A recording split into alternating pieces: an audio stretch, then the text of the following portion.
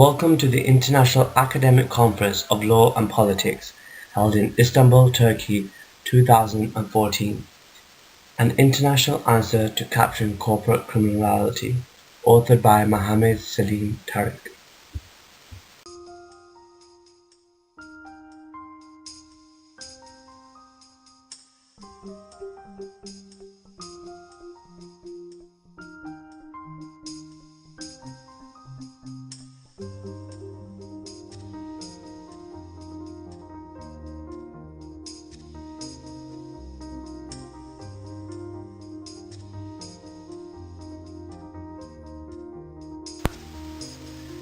The agenda for this presentation is twofold. Firstly is to explore the impracticalities of derivative fault-based models for capturing corporate criminal liability, such as the identification principle or the vicarious principles. Secondly is to discuss the benefits of organizational fault in the field of corporate criminal liability.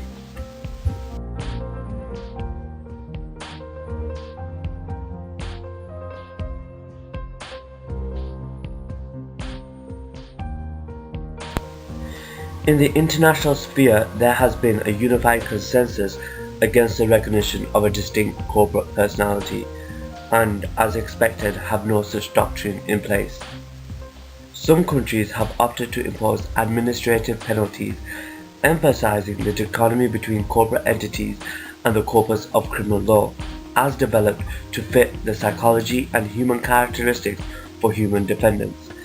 In light of this, in and around the world, there have been episodes of corporate accidents that have resulted in grave and unaccounted for injustice. In continental Europe and many other countries, the corporate veil has been lifted.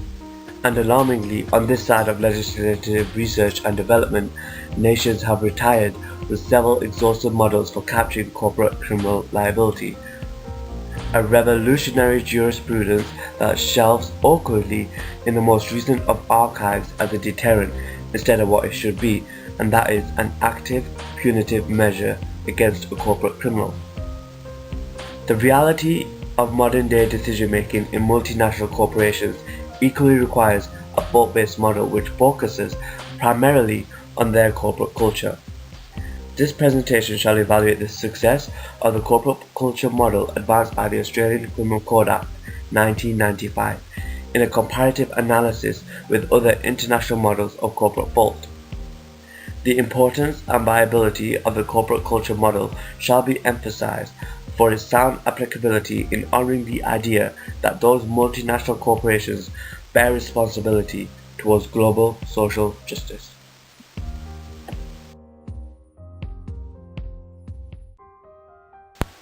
The identification principle.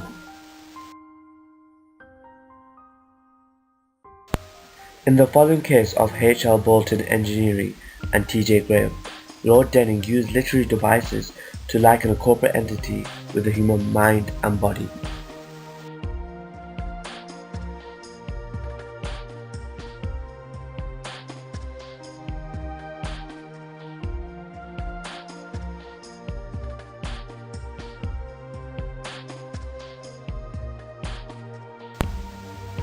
The following case of Tesco supermarkets and Natras established the directing mind and will principle.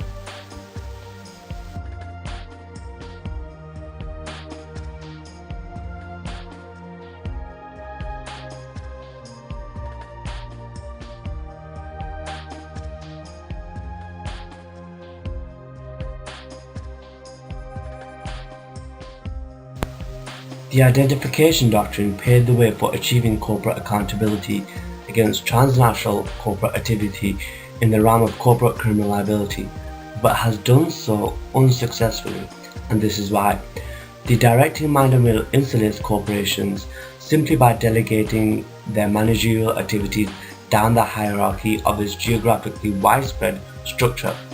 Using this mechanism leaves only flatter organizations susceptible to having criminal liability imputed from its directing mind and will. Canada.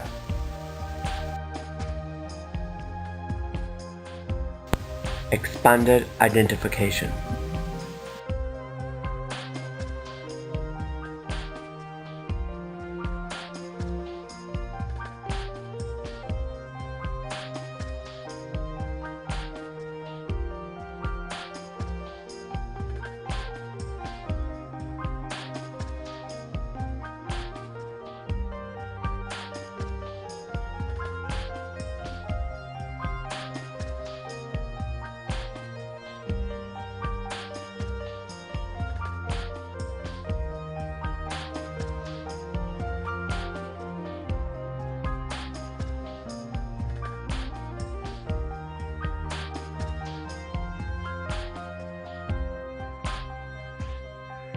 One may notice that the threshold for imputing corporate fault from the directing mind and will has been lowered to mid-level managers who, while not responsible for setting corporate policies, are on the other hand empowered to implement them.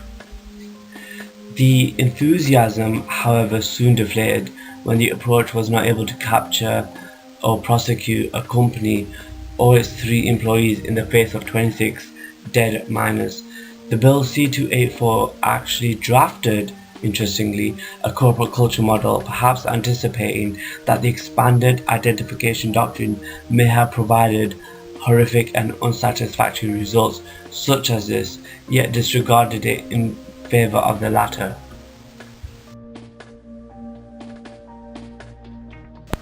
The United Kingdom.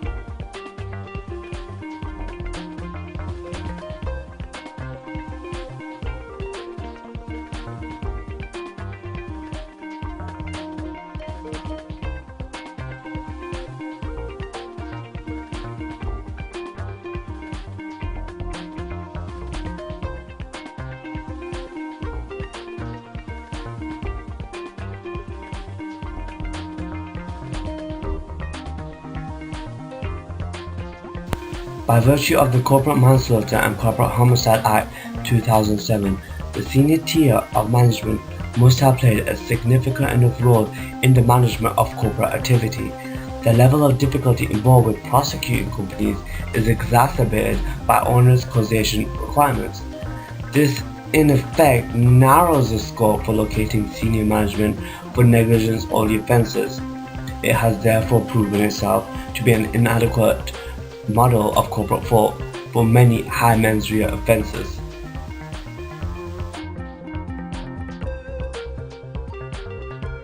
South Africa.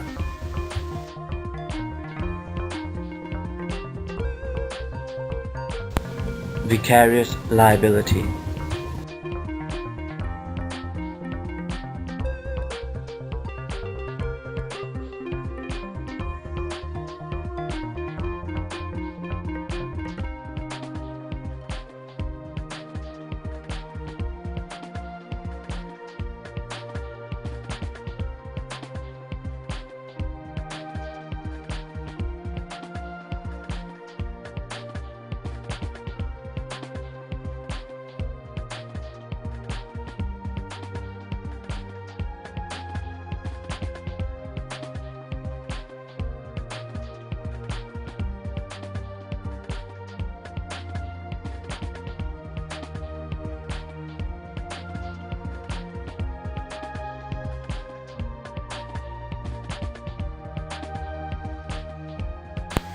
The codified position for the doctrine of corporate criminal liability in South Africa disregards what rank the employee may be for the purposes of imputing fault onto a corporate body. As a consequence, the net of liability is ambiguously wide for high mens rea offences. Thus, it could be the case that fault does not lie with the company. The vicarious criminal liability approach does not give room for the organisation to change anything within its day-to-day runnings simply because it cannot control, monitor, or anticipate what the interests of its employees may be to avoid criminal liability. As a result, it has been argued that a strict liability approach runs the corporate criminal liability regime under vicarious criminal liability clothing.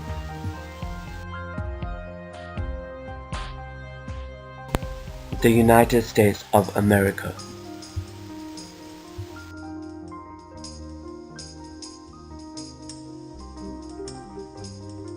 Respondit superior.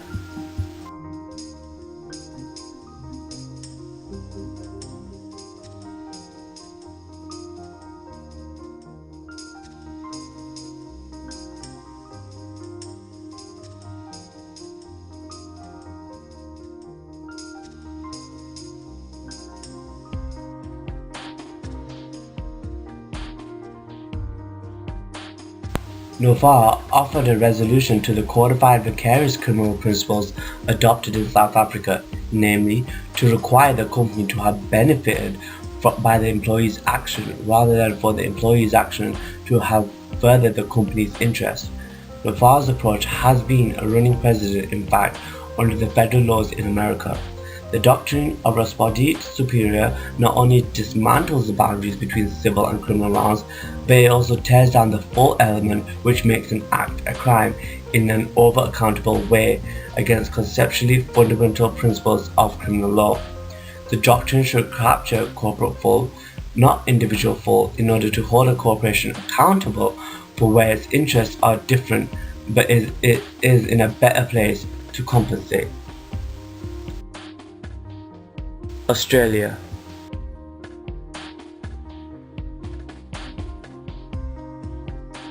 Organizational fault.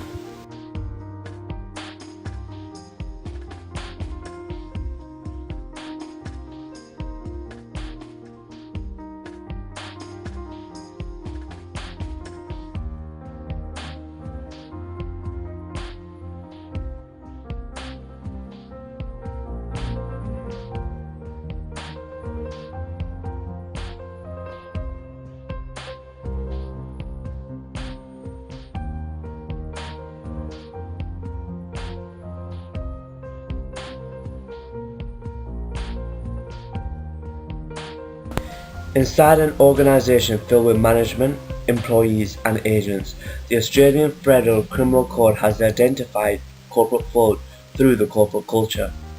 Sullivan contends, in a sense, that individual intention flows downwards from the corporate culture.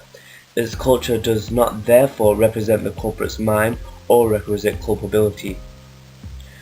Braithwaite, however, says that group thinking forms something completely different.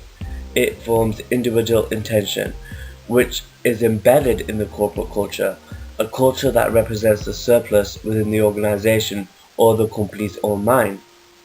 A conventional thought that has established the world's most sophisticated model of corporate criminal liability.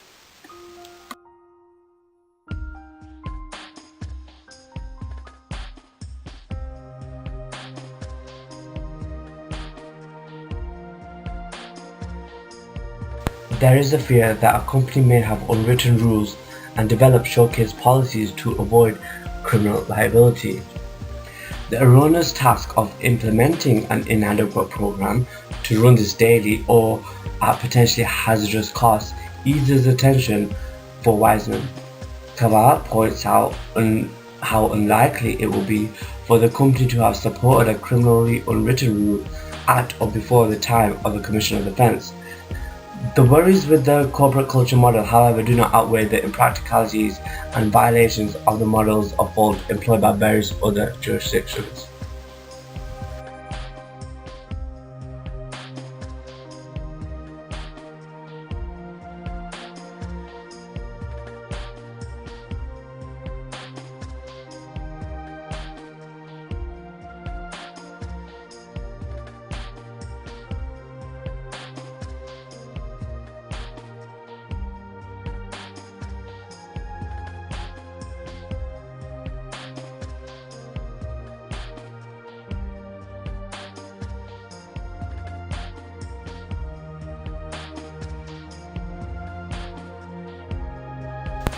The theoretical simplicity of imputing the requisite mens rea onto a corporation through its top echelon quickly trended the primary mechanisms for subsequent fault-based models in several jurisdictions.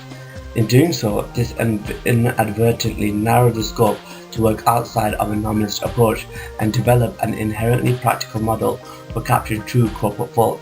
Straying from this model alternatively leaves legal hands with a difficult choice of either setting an arbitrary limit as to who may act as a company, or have no limit at all and either give up all attempts at corporate criminal responsibility or suffer the injustices of vicarious liability. The surety is this: we cannot retract adoption of corporate criminal liability in pursuit of universally accepted objectives, including deterrence, retribution, and justice, and we cannot remain with an impractical model of corporate fault for the present. The answer is a move towards a realist-based system which recognizes criminality against the psychology of a corporate defendant through its very own culture.